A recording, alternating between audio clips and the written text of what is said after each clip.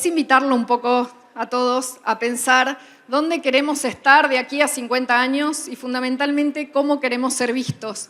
Y eso es un poco la razón de ser de lo que es una marca personal, una marca de carnes, una marca país. Y la verdad es que no traje esta vez gráficos muy técnicos, porque la idea es que charlemos un poco y empezar a hablar de cuáles son las tendencias y qué está pasando en el mundo, no quedarnos con lo local. Así que este gráfico es realmente importante porque habla no solamente de negocios, sino de estrategia. Y hay una palabra que les quiero traer acá que es geopolítica. ¿Qué está pasando y por qué para los productores es importante ver un poquito más allá de las tranqueras? Esto es lo que está pasando en este momento. En este día vamos a tener 15.000 nuevos habitantes y 9 de cada 10 de esos habitantes consumen carne. Más allá de las tendencias que estamos viendo como el veganismo, crudiveganismo y varios de esos ismos, la verdad es que podemos ver que el 90% sigue consumiendo proteínas. Y en ese sentido hay una disparidad bastante grande en lo que es calidad. Pero ahí, ¿qué es lo importante? Tiene que ver con el crecimiento estimado. Estas son toda información del último estudio de FAO. Y además, lo interesante es este último punto, que va más allá de las cifras, que podemos hablar fundamentalmente de lo que va a pasar en África, lo que va a pasar en Asia, sino la cifra interesante de eso es que el 94% de los consumidores dice que elige al momento de la compra por algo más que el sabor. Y eso también es la parte interesante para ver qué está pasando como tendencia de consumos de carnes. Fíjense ahí, debajo del número de 15.000 que les puse África, de cuántos son los nacimientos por hora en África y de cuántos son los nacimientos por hora en Asia. Y cuando estamos hablando en carne, cuando estamos hablando de producción en la cadena de ganados y carnes, por ahí nos vamos con tendencias muy subjetivas y nos olvidamos claramente del número más fácil, del número más rápido, que tiene que ver la demografía. ¿Qué va a pasar de acá a unos años y cuáles son las características? En este gráfico que les traje, no sé si lo van a poder ver bien, los voy guiando, tiene que ver con lo que es producción de carnes en este momento, pero ahí hay algo que me llama mucho la atención. Fíjense cómo cae la producción en Unión Europea, en todo lo que es el continente. Ah, perfecto, lo tengo acá. Todo lo que es, gracias. Todo lo que es el continente de Europa. Y esto es claramente porque la población está envejecida. Y esto es claramente porque los hijos de esos farmers no quieren trabajar más en el campo. Entonces es realmente una oportunidad y es algo que está pasando. Los otros números que realmente son interesantes tienen que ver, de nuevo les digo, y esto es para que se lo lleven, tiene que ver por el lado de África. Claramente si tenemos que pensar en un consumo de carne y en el mercado de carne lo vamos a dividir en dos. En commodities y en lo que podamos descomoditizar, que es con el agregado de valor. ¿Ustedes piensan si el pollo se puede diferenciar de otro pollo? ¿Puede haber marcas? Absolutamente no. En el cerdo, salvo que sea de alguna región de denominación de origen de España o de identificación geográfica, tampoco lo puede hacer. Pero sí lo puede hacer la carne vacuna, que es la proteína de celebración.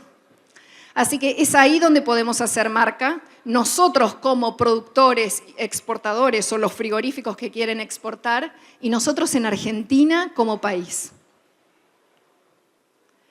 Si tenemos que pensar en los determinantes de consumo, ese 20% es totalmente gráfico, no es porque así sea, pero los ingresos son importantes, cambian por mercado y les voy a decir más. Hace unos años en Argentina la demanda era totalmente inelástica, no afectaba el aumento de precios tanto en lo que era el consumo y después empezó a hacerlo.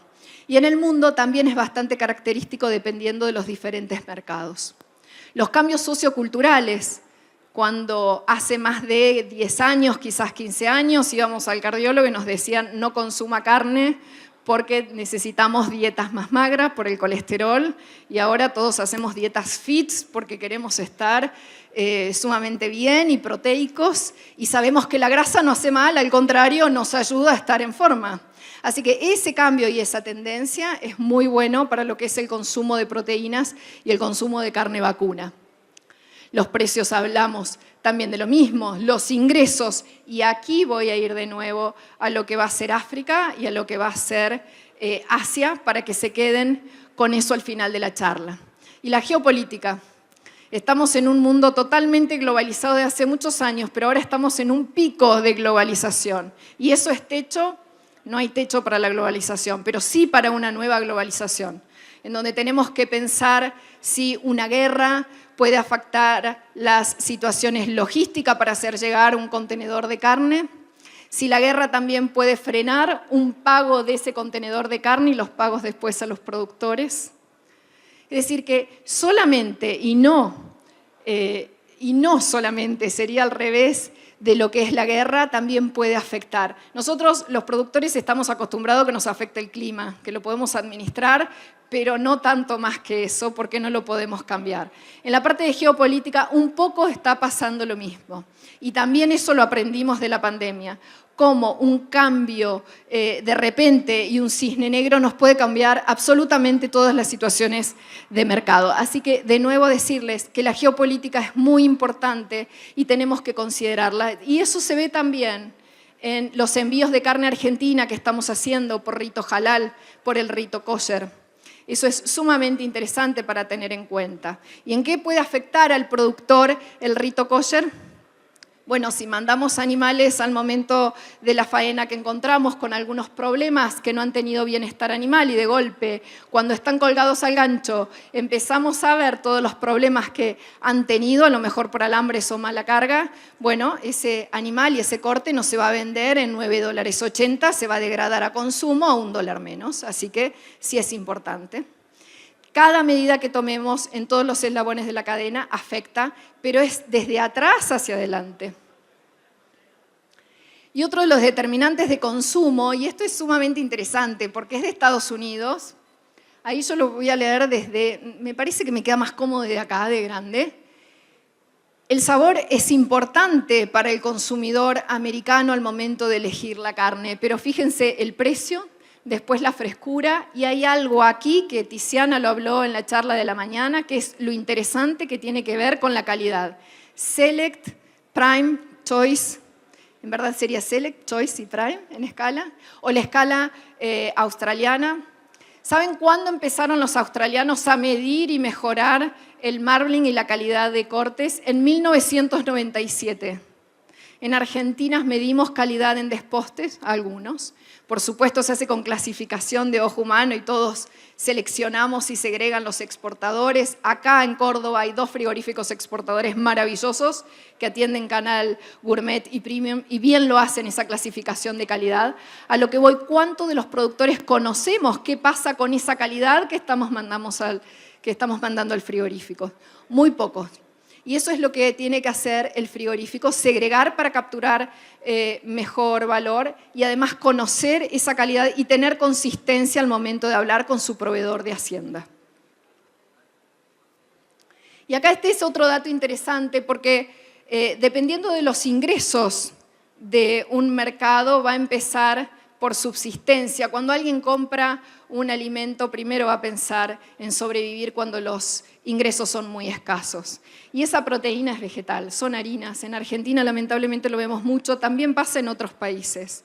Cuando se tiene un poco más de dinero, empieza a llegar esa proteína que se ve como una calidad más aspiracional. Aspiro a poder comer carne una vez a la semana.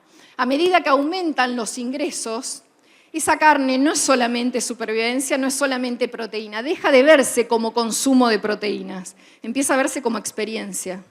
Cuando un europeo compra un bife de carne que paga $20 FOB, está comprando algo más que un ojo de bife con buen marbling y buena cobertura grasa. Está comprando sustentabilidad, está comprando el ruido de los pajaritos cuando se imagina, y toda esa biodiversidad, cuando se imagina el campo argentino. Está comprando el proceso de cómo fue realizado ese producto, la trazabilidad, la inteligencia comercial, la inteligencia productiva, el packaging, el saber hacer, qué hacemos con estas cuencas hídricas, qué hacemos con nuestra población, varias cosas. Es decir, que la experiencia del consumo de carne va cambiando. Y cuando se adquiere también un producto que es diferenciador y tiene valor agregado, esa experiencia se convierte un poco más de lujo, se convierte en estatus, y es ahí donde podemos y queremos llegar, porque es el que más paga. Entonces, Europa, cuando tenemos que empezar a definir qué es cada mercado, lo que podemos ver con Europa es que les encanta decir esto: comemos carne con conciencia. Quieren saber cómo fue producido. Argentina tiene un sistema productivo fantástico. Cuando no hacemos bien las cosas hay que mejorarlas, por supuesto. Y algo de lo que pasó de libre deforestación nos deja esto, por más que se postergue un año, ¿no? Va a postergarse un año para empezar a cumplir, pero nos deja este mensaje claro: ¿qué tenemos que hacer con nuestros recursos? La producción de carnes tiene y genera y necesita más recursos que las otras proteínas en cuanto a lo que es el pollo y en cuanto a lo que es el cerdo. Pero si mostramos esa resiliencia que tenemos, si mostramos lo que es montes nativos y, ¿por qué no, esa producción que tenemos también silvopastoril en recría? Bueno, un europeo lo paga y lo disfruta. Así que a tener en cuenta con lo que es carne con conciencia. Y ahí compra no esa proteína que puede comprar en el mercado asiático u otros mercados, sino es que está comprando un concepto romántico. Fíjense cómo la carne puede convertirse en eso, no solo en una experiencia, sino en un concepto, es una idea un poco más elaborada. Pero es así como está comportándose el consumidor. Y acá les traigo una tapa que me gustó, una ilustración de The Economist, que habla fundamentalmente de lo que es el mercado chino y cómo ha ido girando todo este canal online, si se quiere.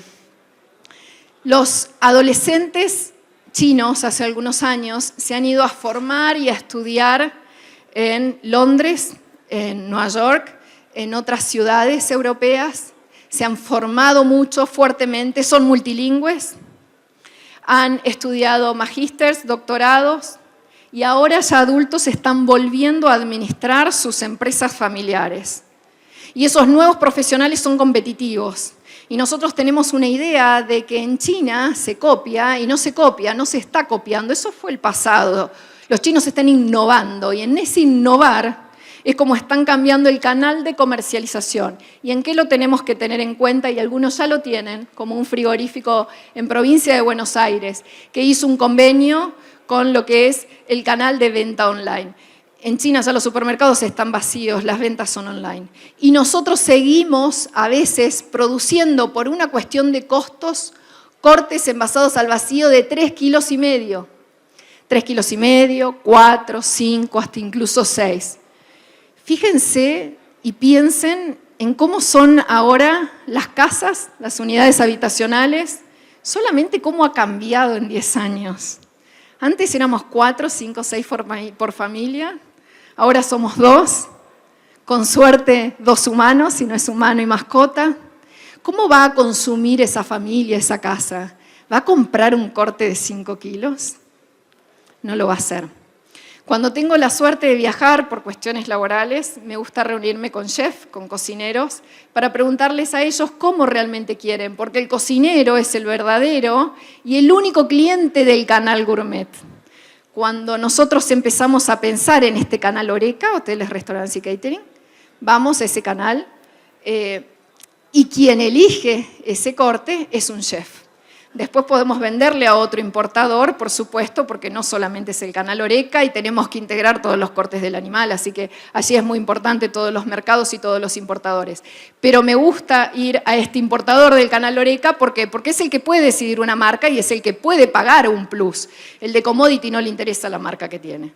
Entonces es muy interesante. ¿Y qué dicen los chefs de distintos lugares? A mí me gusta tenerlos envasados al vacío individuales, porque abro la heladera y ya sé cuántas porciones tengo. Es decir, que la infraestructura de Argentina, de los frigoríficos y tanto que invierten, qué bueno sería tener reglas claras como para provocar mayor inversión en esas líneas de producto para conseguir un packaging que dé respuesta a la nueva demanda, a las casas de 2 personas o de persona y mascota.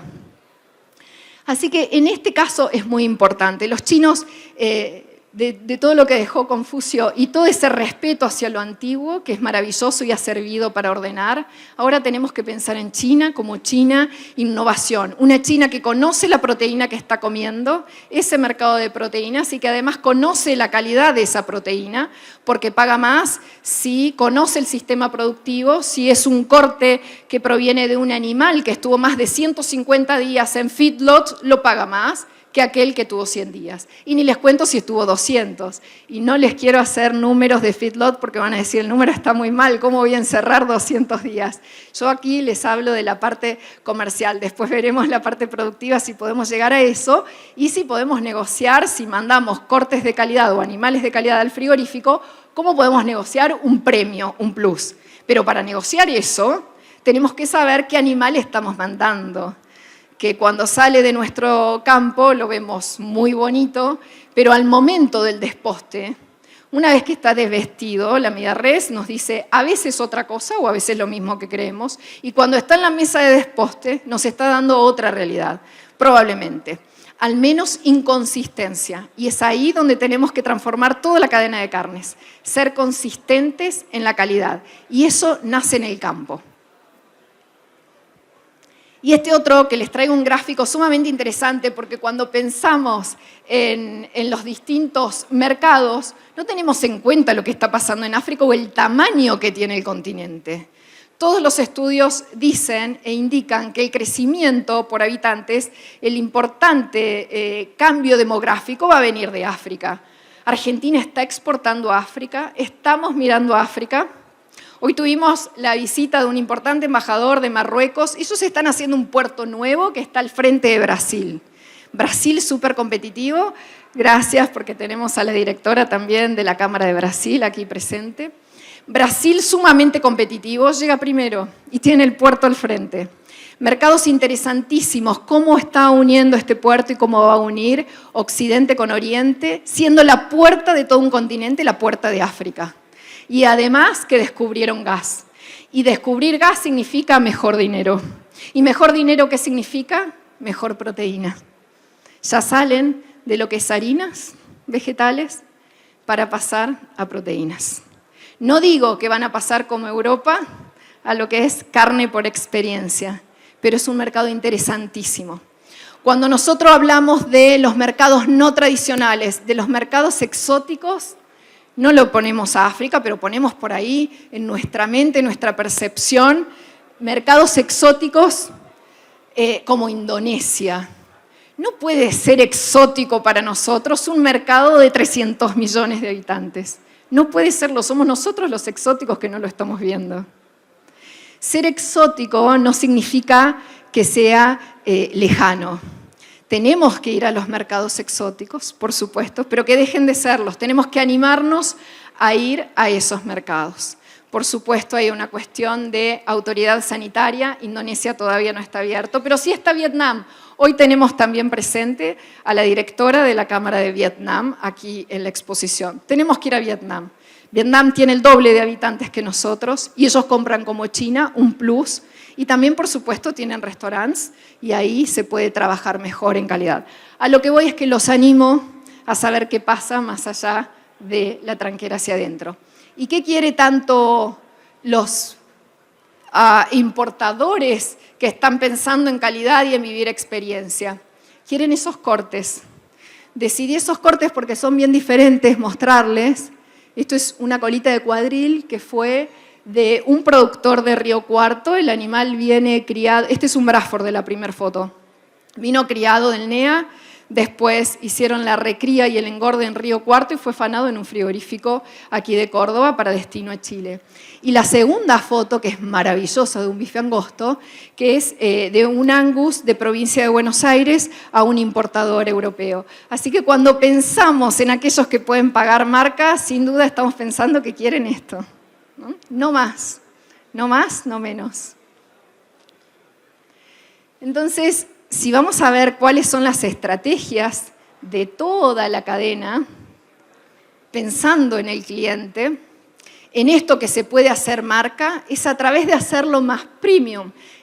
Y existe el sentido, esta premiumización tiene que tener en cuenta, y es importante así para hacer marca, la localización, la importancia de dónde venimos, nuestras regiones, cómo le puede dar un sentido especial a esa marca, si es que le puede dar un sabor diferente o no, ese saber hacer por región, y pensar globalmente. No podemos actuar local, como dice, si no pensamos globalmente, porque si no, no vamos a llegar a los otros mercados. Nos vamos a quedar solamente en lo local. Entonces, ¿cuál es la estrategia?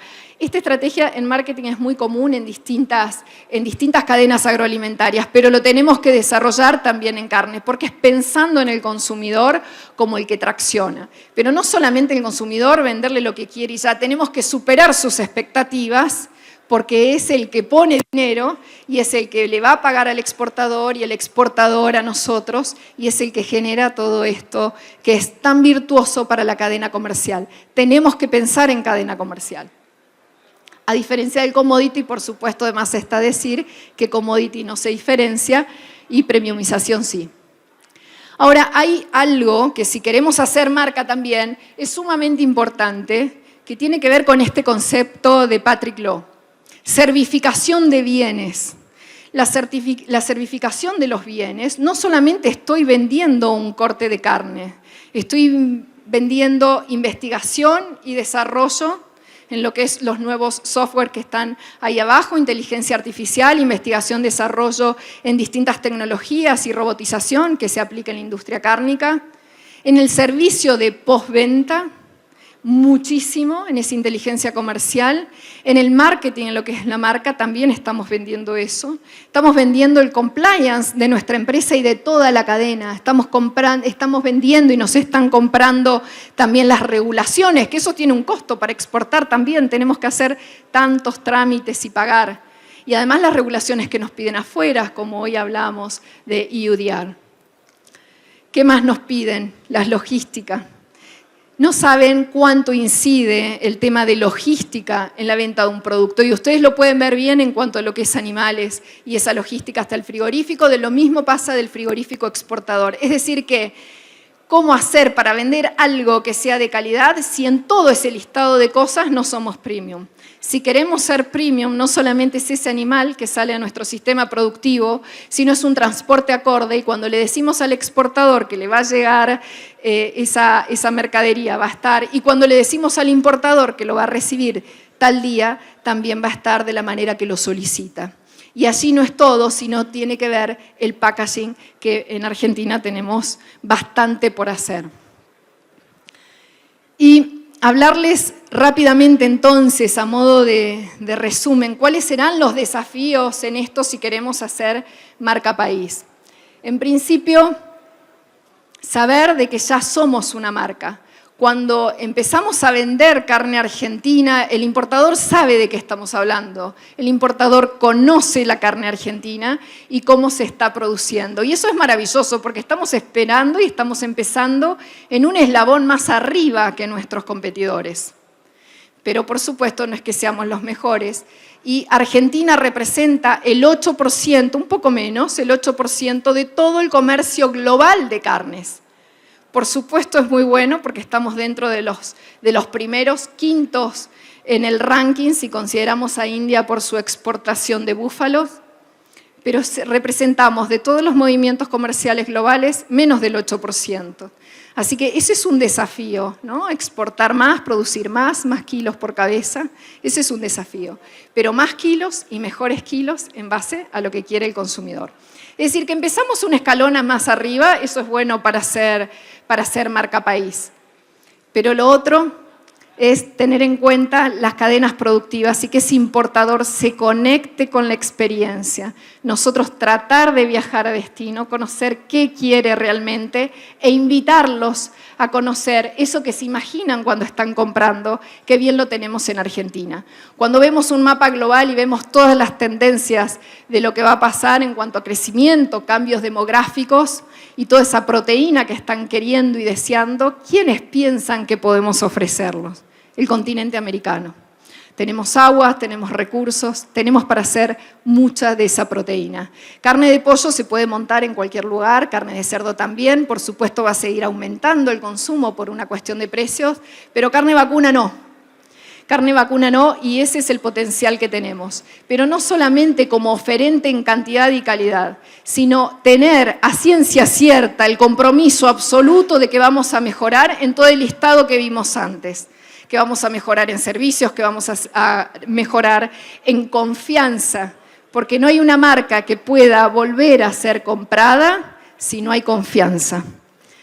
Así que quiero cerrar en esta instancia con algo que también sirve para hacer confianza, que me lo dijo el embajador de Marruecos hace ya unos meses en una visita a su embajada, que me dijo, ustedes los exportadores argentinos están tan confiados en la calidad que tienen, que están como grandes reyes, sentados a que les vengan a comprar.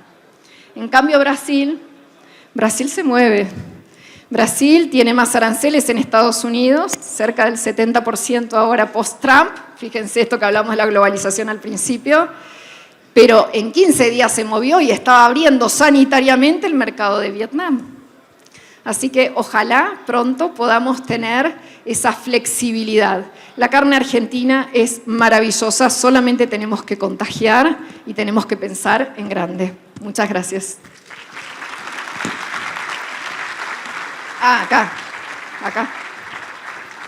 Ahí me frenan. Claro, no se acabó acá. No, está muy bien. No se terminó. Muy bien. Anoche cenamos con Tiziana y un productor amigo mío que produce acá y vive en Paraguay y hablábamos de esto de la calidad argentina.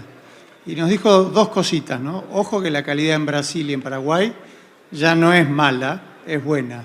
Y ojo que también Argentina puede seguir produciendo calidad de carne, pero también hay un espacio enorme de carne de menos calidad. Sí. ¿Cuál es tu mirada de eso? Bueno, tiene que ver con los mercados y se puede hacer. Todo lo que es canaloreca para esta carne premium y todo lo que es no premium sea en categorías diferentes de animales y también en la integración de la media res, los mercados bien pueden ser Vietnam, como dije, China también, aunque en China hay un premium que está creciendo. Así que esos dos mercados no los dejaría de ver y además tener en cuenta lo que hablábamos antes, que tiene que ver con África si queremos a mercados que sean competidores de China y abastecerlo. Ahora bien, tenemos que ser competitivos. Y ahí es un poquito difícil competir con Brasil, que son muy competitivos. En Paraguay ahora aumentó el novillo, están teniendo un valor bastante elevado, pero cuando venden a Chile, venden a $6 los 23 cortes. Nosotros en Argentina no podemos llegar a $6 los 23 cortes, ¿no? Entonces ahí tiene que ver una cuestión de competitividad, pero teniendo un buen producto se puede integrar mejor a los mercados también, abrirnos a mercados no tradicionales. ¿Sabes cuántos mercados tenemos abiertos para poder exportar? 89. Brasil tiene cerca de 200, pero de esos 89 solo hacemos 5 en mayor cantidad. Así que tenemos los 89 menos 5 restantes para empezar a indagar cómo compran, qué quieren pagar. Bien, y la última. Antes de ir para afuera hay que acomodar la casa de uno. Sí. Como productor de carne, porque produzco carne, ¿cómo hago para percibir valor de las cosas que tienen más calidad en el mercado interno argentino? Que no sea solo en la parrilla, en la exposición rural de Buenos Aires, que sea en el negocio que hago todos los días. Bueno, eso es un poquito más complejo en este momento en donde la demanda está cambiando en Argentina. Es bastante más flexible en lo que es el aumento de precios. Ahora, por suerte, mejoró un poco en los últimos meses. No va a ser como en los últimos años tan alto el consumo y eso tiene que ver muchos factores, pero implica mucho lo que es el nivel de ingresos en Argentina en este momento. Entonces, si quiero hacer carne de calidad en Argentina, está muy vinculado a lo que son carnicerías boutique, pero a veces es difícil vender los cortes que el que va a una carnicería boutique no quiere. Entonces termina desarmando ese animal, vendiendo los premium en vez de exportación a la carnicería boutique y la pulpa vendiéndolo a cualquier distribuidor más masivo. Y es ahí donde por ahí no cierra tanto el número. Así que si quiere capturar valor un frigorífico, yo creo que bien lo hace con distintos cortes. Acá voy a nombrar un frigorífico porque lo vi en el desposte, y también Logros lo hace, en Bustos Beltrán agarraban el cuadril y lo transforman, es un corte común, lomito de cuadril, algunos lo conocen, yo puntualmente no lo conocía, acostumbrada a tener el cuadril de otra manera para exportación, me pareció maravilloso y eso tiene un agregado valor. Es decir, que los frigoríficos bien lo hacen y tienen un manejo espectacular de los distintos cortes. Así que el agregado de valor y la captura de valor en cuanto a lo que es carne, lo hacen los frigoríficos respecto de los distintos cortes. Y respecto del ganadero, me parece que lo que tiene que pasar es con una información más abierta, que además es beneficioso tanto para frigorífico como para productor saber cuál es la calidad de ese animal, de nuevo, en la mesa de desposte, cuál es la calidad de ese corte. No quedarnos solamente con el romaneo de faena, sino saber qué está pasando allí para tratar de producir más de eso bueno y tratar de producir menos de lo que no fue tanto. Y sin duda esto que genera tanto dolor para algunos de las caravanas electrónicas obligatorias y la trazabilidad, nos va a ayudar como productores a entender un poco mejor la calidad que generamos, ¿no? Sí, es indudable, porque si queremos hacer estudio de calidad de carnes y después linkearlo con genética para tratar de segregar y seleccionar los mejores desde la genética, ¿cómo lo vamos a hacer si no tenemos trazabilidad individual? Más allá de querer ir a mercados como Japón, ¿no? Cuando hacemos y pensamos en todo esto de diligencia de vida, Unión Europea y UDR, también es mucho más simple hacerlo con trazabilidad, por lo cual es el camino. Bien, Pau, te pido que me acompañes a invitar a la gente y contarles qué va a pasar. A las 15:30 Pedro Sueldo nos va a hablar de desmitificación de la ganadería bovina, beneficios ambientales, sociales y económicos. Y después a las 16:45, ahí viene uno que sabe, Federico Aguer. Yo acá estoy robando. Sí, Él es el profesional. Sí, pero ¿quién acompaña a Federico? Dos grandes y a Federico referentes. Aguer lo acompañan dos grandes referentes. ¿Querés nombrarlos vos? Sí, además queridos y tanto hacen por la industria cárnica. Daniel Urcía y José María Roca.